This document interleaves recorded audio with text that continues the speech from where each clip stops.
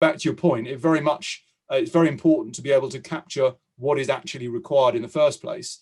And I think, you mentioned about, getting the supplier involved and brought into the process.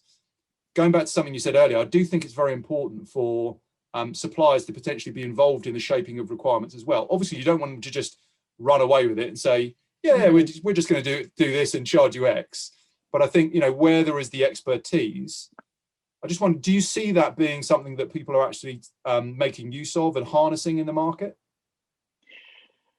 I think so, because I think, having an approach to how you shape a requirement, where you've got, certainly in my experience, what we did was we had a structure to how you might frame it, and that meant that you were considering all the elements, and then that meant you weren't forgetting about. So back to my thing about time and scope and quality, that by making sure you'd got those elements in your aid memoir or your structure or your template, that it means you cover everything when you're thinking about that. And I think that is important. The other thing is price benchmarking. We haven't really talked about it because we've been focusing on the quality side of things, but there was a really good category deep dive that we had in a sister company the faculty had last year, where the expert there was talking about price benchmarking, and he was talking about being able to look at what the consultants were proposing, the price they were charging, looking at sources like places like Glassdoor for rates, so that you understood that. And again, if you're very structured around that, you can do all that comparison as well. So I think there's definitely merit in doing it that way. I think also from the suppliers, the consultant side of the coin, particularly where you're not always going to very, very big companies, that the more there's a shape to the way that we go to the market with things, the more you're going to get good responses back, because they're used to the headings that that you're asking about. They're used to where you talked about earlier, the sort of KPIs that you might put in place. So I think that there's definitely merit in not just being freestyle, because the big cost for a supplier in terms of making a proposal to you is preparing a proposal. And if every time and every company and every place they're having to do it differently or completely differently, it just builds overhead into the company. So there's something around that that's quite interesting as well, isn't there, about just being a bit more organized. And templates, and has anybody done this sort of thing before, things we get asked about on in the discussion forums on Procurious. People are asking, well, has anybody used this consultant before, or has anybody been to the market for this type of service before? So people are looking for good practice, other people's practice, to try to standardize and shape the way they're doing things. So I think there's definitely an appetite around there, and I think that it's not to say we all have to do it in exactly the same way, but No. I think there's definitely merit in trying to just pull it together a little bit more, less freestyle, and a bit more organized around the way people think about things in terms of services. Yeah, I mean, we even see this within organizations, where they might do things like they might actually, well, first of all, where they're opening up access to our system, for example, to buying managers on a kind of self-serve basis.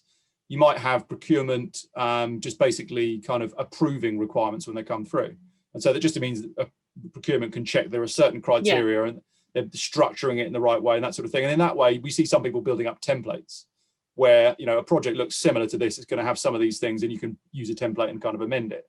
Obviously, in services, there's a lot of difference between requirements. But I think the more structured it is and the more information you have, the more value you can extract from your services. And it's a big cost for most companies.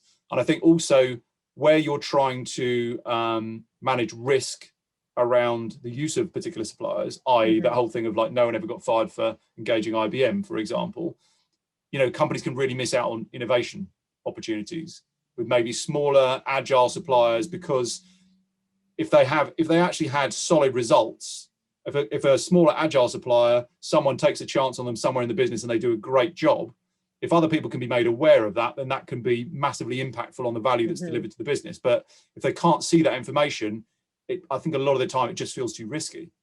Yeah, and I think that's something that we certainly in my old role tried to do a bit more of, is to push back to the the department or the service that was going to the market for a consultancy, and to say to them, what risk are you trying to manage by specifying this much experience or this much longevity of a business, or and is there a different way of managing that risk? So quite an interesting service to do some restoration work on some artifacts where you'd got somebody who'd done it for years in one company setting up a new business, right? So if you're mechanistic about it and you say the business has got to have 4 sets of accounts and be this, that and the other, then that person's never going to get any business. And yet the expertise that person's got to do the thing you need is there. So if you just mechanistically put in 4 years worth of accounts or whatever into your requirements, you don't get those new businesses in. And I think that is something that smaller businesses do talk about. We had a fintech founder come and speak to one of our roundtables last year, and his biggest challenge for the CPOs was about the sourcing. How on earth can we ever get a foot through your door to talk to you about what we're doing when you're constantly specifying and scoping things that we just could never, or setting the bar in terms of qualification questions or questions that would get them into the room to talk about things so high that they couldn't get anywhere near things. So I think that's the other thing to do. And we always used to say to people, any questions that they ask, what risk are you trying to manage by asking this question? And if you don't know, we ain't letting you ask it. And if you do know, is that the right way to manage that risk? So sometimes it might just be for having longer to do it. So there's a risk that you select a new supplier and really they're not up to it. But if you've got a bit longer to do it, then it's not the end of the world that you tried with the innovative new supplier, and then you've got to go back to square one with a bigger one.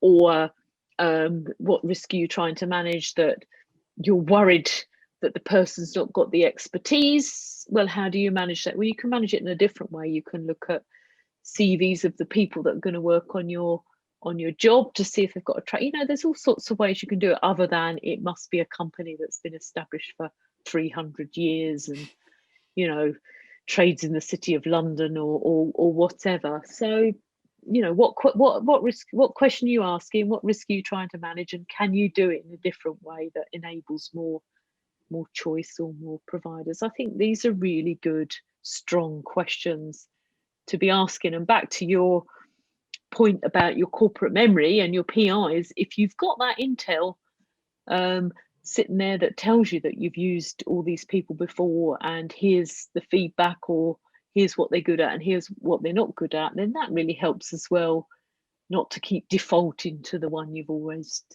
the safe pair of hands.